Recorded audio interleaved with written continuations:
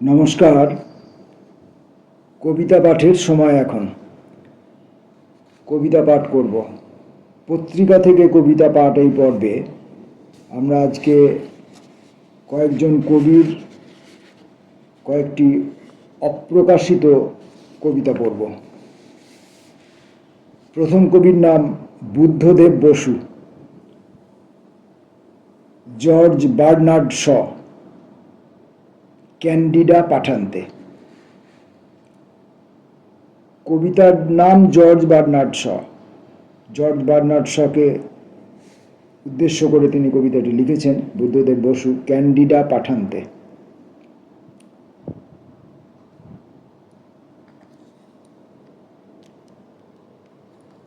যে দুঃখে গৌরব নাই, নাই কোনো শান্ত নাই, নিদারুণ লজ্জা শুধু আছে, যে ব্যর্থতা অনুক্ষণ ক্ষয় করে তনু মন, বলা নাহি যায় কারো কাছে।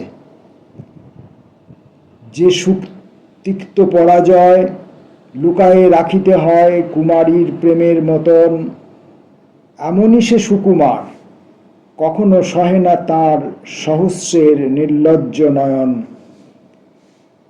সেই দুঃখ আর আমি বন্ধু সম দিনজামি, বাঁধা আছি স্নেহের বন্ধনে।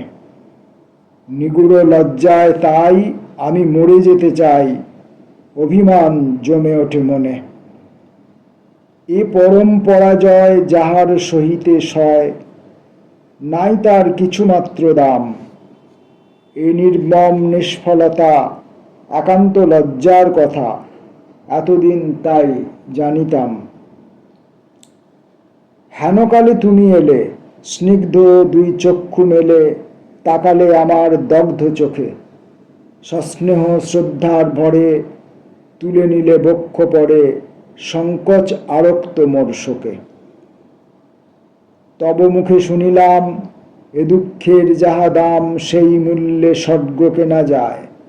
সুখের জোনাকি বিভা, ম্লান হয়ে যায় কিবা এ দুঃখের সূর্য গরিমায়।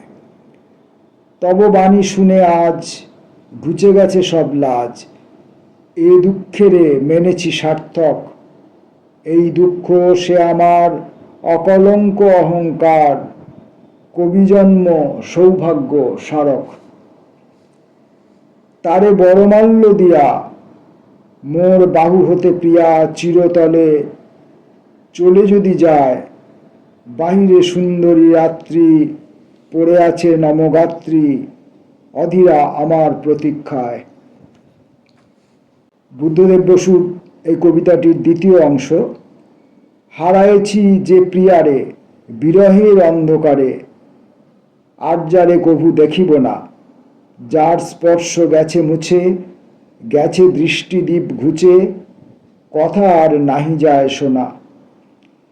আমার জীবনে আর বিন্দুমাত্র নাই যার, মোর কাছে যে গিয়েছে মোরে, সেই আজ তব হাতে পুরনো ব্যথার সাথে পাঠায়েছে প্রেমপত্র মোরে। মুগ্ধ চিত্তে বারংবার পড়িলাম লিপি তাঁর, শিখিলাম দুঃখের গৌরব। সে নারী মহিমাময়ী লিখিয়াছে তুমি জয়ী, বজ্রধর তুমি বাসব। তুমি তেজপুঞ্জ রবি, তুমি স্বপ্নমুগ্ধ কবি, দুঃখেরে করোনা তুমি ভয়। মৃত্যুতুল্য এ বিরহ লহ তাই, তুমি লহ, লহ এই তীক্ষ্ণ পরাজয়। জ্যোতিষ্মান হে বাসব, সহিতে পারিবে সব, তাই তোমায় দুঃখ দিলাম। হে কবি তোমার কাছে মৃত্যুজয়ী সুধা আছে, প্রেম নয় লহ গো প্রণাম। জানিলাম সত্য করে দুঃখ দেবে বলে মোরে, করেছিলে সে যে নির্বাচন। মোর প্রতি এই তার মূল্যহীন পুরস্কার, পরম সম্মান নিদর্শন। বড়মাল্য দিয়ে যারে অর্পিল সে আপনারে, সেই ভীরু পরাস্ত দুর্বল। কোনো দুঃখ বহিবার যোগ্যতা নাহি কো তার, তার তরে সুখের শৃঙ্খল। তার দিন অশ্রুজল ঝরে পড়ে অবিরল, এতটুকু সুখ নাহি পেলে। তাই তো সুখের রসে তারে ঢেকে রাখিল সে, তার পাত্রে মধু দিল ঢেলে। নিয়ে দয়ার দান সুখে থাক তার প্রাণ, রাত্রি মোরে দিয়েছে যে ডাক। শান্তিময় গৃহকোণে তৃপ্ত চিত্তে দুইজনে, মোর প্রিয়া তার প্রিয় থাক। একটি গোপন বাণী তাহা শুধু আমি জানি, সাথে নিয়ে চলিনু বাহিরে। ওরা দুইজনে যাবে আলিঙ্গনে বদ্ধ হবে, জানিবে যা সেই কথাটিরে। 10ই আশ্বিন 1334 সালের রাত্রিতে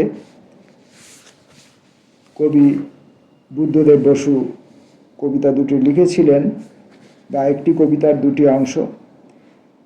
এখানে সম্পাদকীয় সংযোজন আছে 1894 সালে রচিত জর্জ বার্নার্ড শয়ের নাটক ক্যান্ডিডা পাঠান্তে।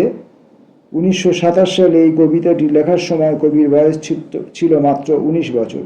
কবিতাটি পড়ার সময়ই বোঝা যায় যেটা অল্প বয়সের প্রেমের অসার্থকতা, অসাফল্যজনিত বিরহ এবং সেই বিরহকে সান্ত্বনা দেওয়ার একটি নিপুণ প্রয়াস মাত্র, একটি সুচতুর প্রয়াস মাত্র। কবিতার শুরুতে কবির হস্তাক্ষরে লেখা ছিল ক্যান্ডিডা পাঠান্তে। কবিতার শেষে লেখা ছিল কবির হস্তাক্ষরে বাংলা তারিখ, বাংলা সন এবং কবিতার রচনার সময়কাল।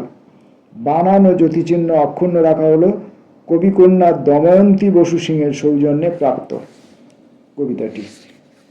এটি লেখা আছে এই পত্রিকার মধ্যে। অপ্রকাশিত কবিতা পাঠের এই সময়ে আমরা আর একজন কবির কয়েকটি অপ্রকাশিত কবিতা পড়ব।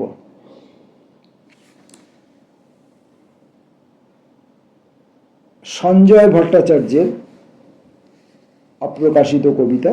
কবিতাগুলি 1, 2, 3, 4, 5 এইসব সংখ্যার দ্বারা চিহ্নিত আছে এবং সব শেষ অংশটির কবিতাটিতে একটি অনাবৃষ্টি এই শিরোনামে 4 লাইনের আরেকটি কবিতা আছে।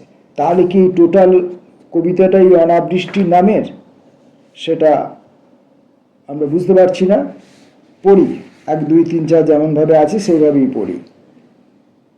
1, ঘৃণায় ঘৃণায় এত ভালোবেসে ফেলেছি তোমায়, আর কিছুতেই ত্রাণ নেই।